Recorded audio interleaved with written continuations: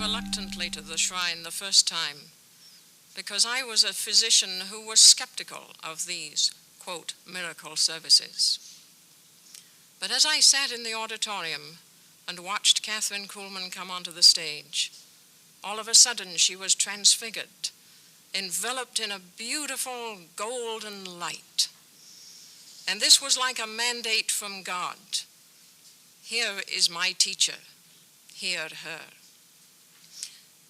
Then a little child came onto the stage who was walking for the first time without the shuffling scissor gait of the cerebral palsied child. But his hands were still held in that cramped, distorted form known to cerebral palsy. And as I watched, the hands opened, free. He was well. This sort of thing never happened to the cerebral palsy children in my office, and I realized that here was something I needed to explore. Miss Kuhlman gave me the privilege of communicating with any patient who claimed a healing in one of these services.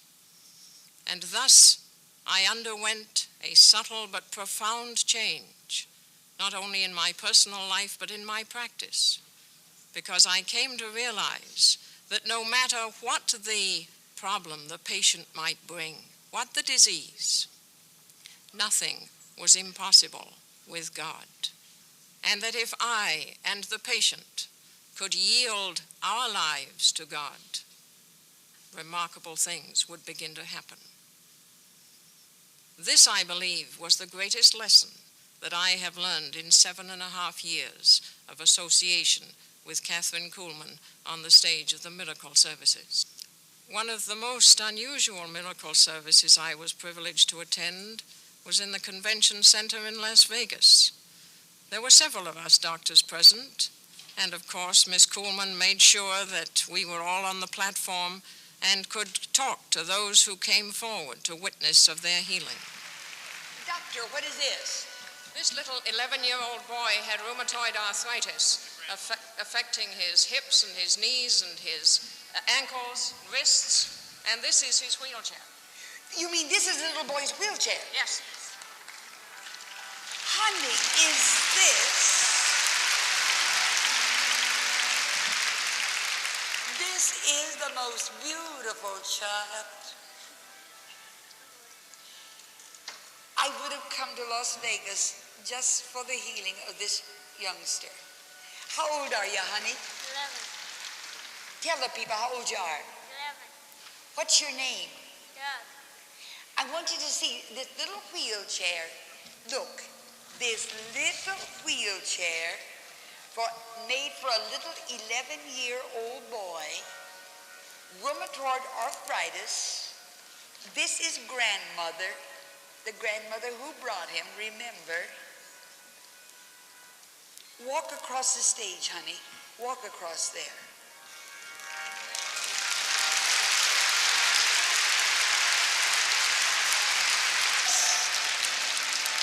If you want to see a beautiful face, if you want to see a beautiful, look at the smile on this face. Miss Kuhlman, this is wonderful. I was talking with her a moment ago, and she tells me that since 1969, she's had multiple sclerosis. And when she came in today in the wheelchair, she was unable to walk. She had pain in her head. She had double vision and couldn't see straight. She had loss of sensation, and every bit of this has completely disappeared. She was so ecstatic when she found she could lift up her knees. I thought she was going to jump right off of the stage. It's the first time I lifted my knees. It's really marvelous. The first time you've lifted your knees up for years. 5 years. 5 years. 5 years. Come on, any of you doctors, come on up here. Get busy. Come on.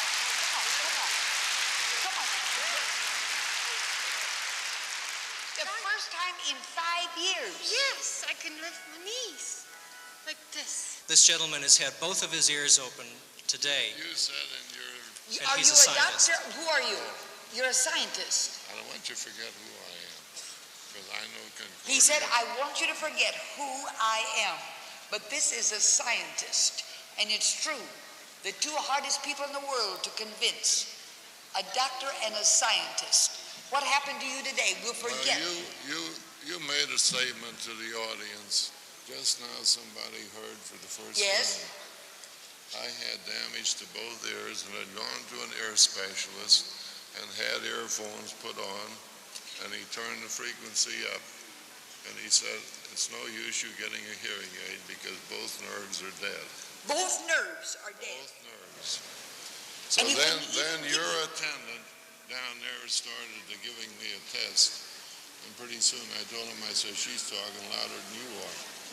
Do you hear me perfectly now? Oh, I hear you do. You hear me now? I hear you. You hear me now? I do. You hear me now? I hear you now. Do you hear me now? I hear you now. Do you still hear me? I still hear you. And the nerves are dead in both ears, and they wouldn't even fit you with a hearing aid. No, sir. Many of those made whole by the power of God during these miracle services, whose healings could be documented and verified, were invited to tell of their experiences on Miss Kuhlman's weekly telecast. Captain John LeViere of the Houston Police Department was one of these. From routine physical examination, he learned that he had cancer. Over a 3-year period, he received the best medical care that could be provided, including 58 cobalt treatments. Then he saw a telecast, I Believe in Miracles, produced by his friend Dick Ross. And on February 21st, 1971, Captain LeViere sat in the balcony of the Shine Auditorium in Los Angeles.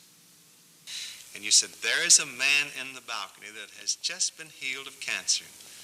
And you pointed directly toward me. And I said, oh, Lord, could this be me? I want to be healed so badly, of course. And then I said, oh, I'm going to stand. And this is the first time that I had any feeling of a healing.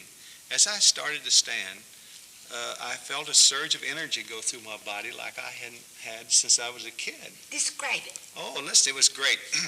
It was so great I felt that I could run a mile and nothing flat. And I hardly had energy enough to get into the balcony before. So I stood, and Miss Martin came by and said, are you healed? And I said, oh, yes, I'm healed. She said, how do you know that you're healed? I said, oh, I know that I'm healed. There isn't any doubt. Well, of course, I was very anxious to get back to my doctors, to let them see what they thought. Well, I went to see Dr. Miller, Dr. Lowell Miller, and at the last of his examination, he began to say, it's just remarkable. It's just remarkable. I can't understand it. He said, but I must send you to X-ray. I said, oh, yes, I want the full examination. So I went to X-ray, and then he said, I'll call you as soon as the X-rays are thoroughly dry. I want to compare these X-rays. So he called me in 2 days. He called me at home. He said, I have good news for you. I said, no, I already know the good news. He said, that's right. It is remarkable, but I can find no trace of cancer in your body. So you see, I have a lot to be happy about. And indeed he does, for that was 5.5 years ago, and Captain LeViere has had no symptom of cancer since. He has had no medication, and he hasn't missed a day of work, and has kept more than 1,000 speaking engagements to tell of his healing. Perhaps you remember another cancer patient, Mrs. Gwen Lanning, who witnessed to a healing of lymphosarcoma during a miracle service in Portland, Oregon. Gwen Lanning, I'd give anything in the world if the whole world could know what a miracle they're looking at when they're looking at you. You're sitting there, a living miracle. You should have been dead a long time ago, right? Yes, according to the medical profession, yes. All right, what do you think of this case, Dr. Frymann? You've seen the X-rays. You have the doctor's report analysis. It could not have been a wrong diagnosis. No, because there was a biopsy, there was a bone scan, every test that could be done to define the minute details of the diagnosis were made. In other words, it was cancer. Yes, and this woman has been healed of cancer. Yes. I want to just ask you one question, Dr. Frymann. Let's lay it right on the line. You're a doctor. You're in the medical profession. Why are doctors so hesitant in coming right out and saying, this woman has been healed of cancer? It's illegal for a doctor to claim that cancer has been cured. He would put himself right out in a position in which he could be severely censured if he said a patient had been healed of cancer. Because no doctor is prepared to come out and say that there is no evidence of this disease, say, at a microscopic level. It may not be visible by X-ray or any of these other tests. But no doctor can say with absolute certainty that it isn't there at any level. But you see, the medical profession have to evaluate the result of treatment by their tests that they have, lab tests, X-rays, what have you. These are very gross tests. They do not see what we might call the third dimension of healing, which is what happens to this total person. In all of these telecasts with Miss Kuhlman, we endeavored to explore a little more deeply what happened in this experience of divine healing. This dimension of the inner change that takes place was recorded long ago when John described the healing of the man who was born blind. You will remember that after the healing, his neighbors couldn't believe what had happened. The Pharisees didn't want to believe what happened. And after he had recounted to them once or twice the actual physical gestures that were involved in this healing experience, his inner unfoldment, his spiritual awakening began to come forth. And this uneducated, unlettered man began to expound to them the spiritual truths. And he concluded his dissertation about Jesus by saying, if this man had not been of God, he could have done nothing. And I think we can say these same words about this ministry, that were it not of God, nothing would have happened. But we observe in the one who has truly experienced a divine healing, a profound change in their innermost being, a spiritual awakening and awareness. This is the absolutely indispensable part of the divine healing experience. When Kathryn Kuhlman walked into a room, great auditorium or small dressing room, it was as if a light had been turned on. And when she left, some of the glow remained.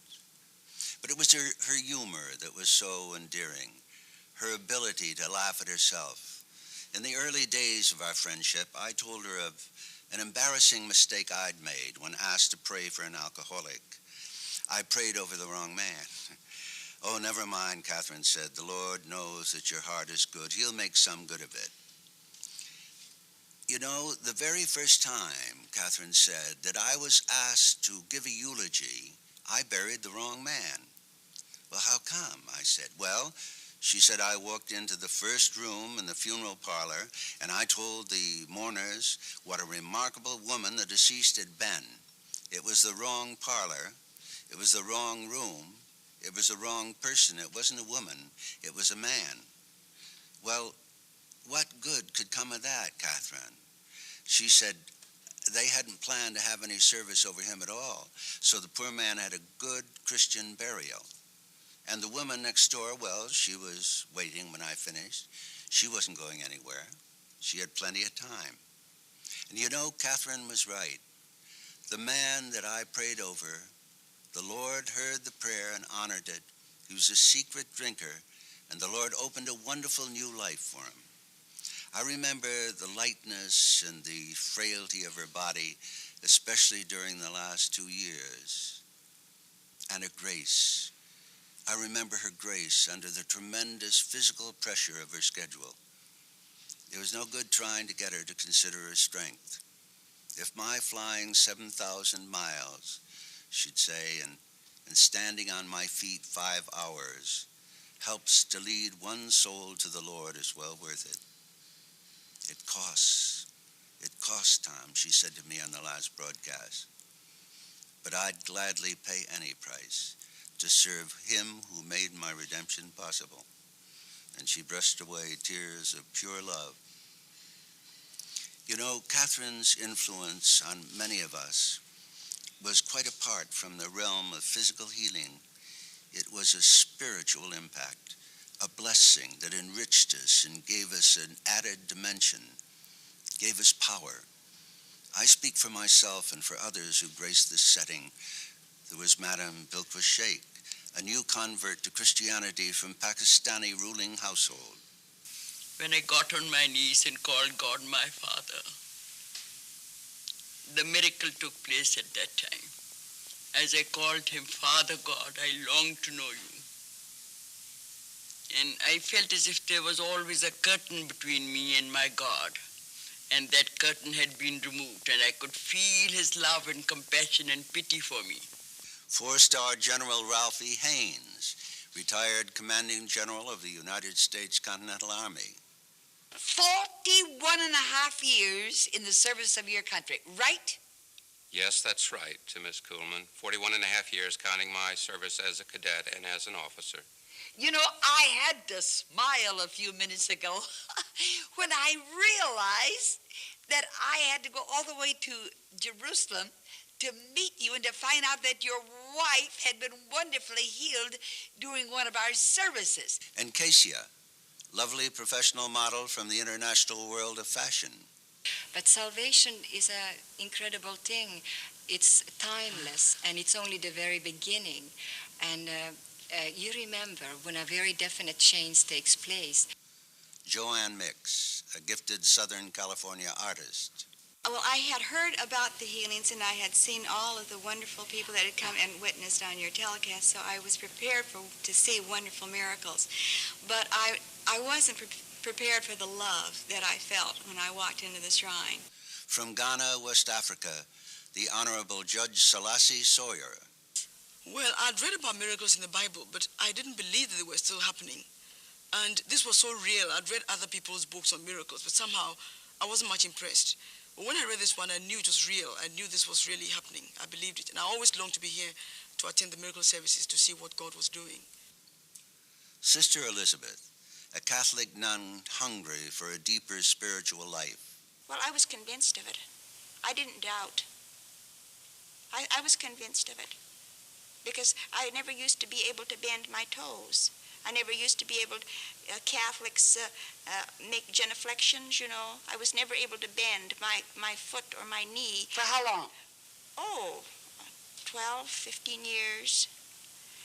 And now there's no problem. No problem. It was instantaneous. Instantaneous, yes.